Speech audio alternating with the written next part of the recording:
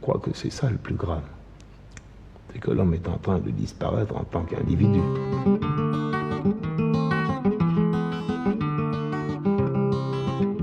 Qu'est-ce qui est le plus grave dans l'avenir du monde pour vous?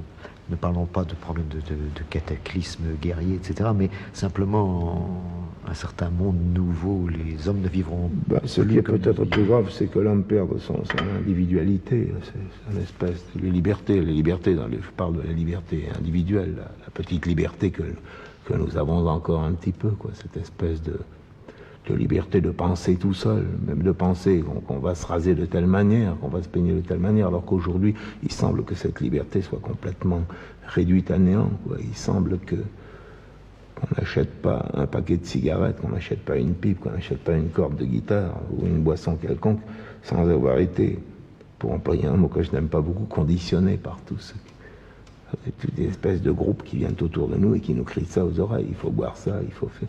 Je crois que c'est ça le plus grave. C'est que l'homme est en train de disparaître en tant qu'individu. Enfin, il n'est pas dit que ce soit définitif, ça, mais en ce moment, ça en prend bien le chemin. Regardez, autrefois, vous voyez les femmes. Quand une femme était belle, elle était belle toute seule. Aujourd'hui, vous rencontrez une femme qui est très belle, vous lui donnez rendez-vous, le lendemain, c'est une autre qui vient, vous ne faites pas la différence.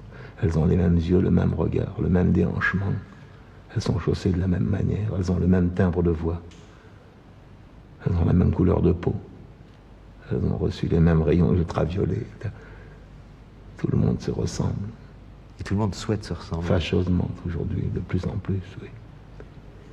Il semble bien que la plupart des hommes n'aient pas besoin d'être différents les uns des autres, alors que ce qui est important chez un être chez un autre que soi-même, c'est les différences.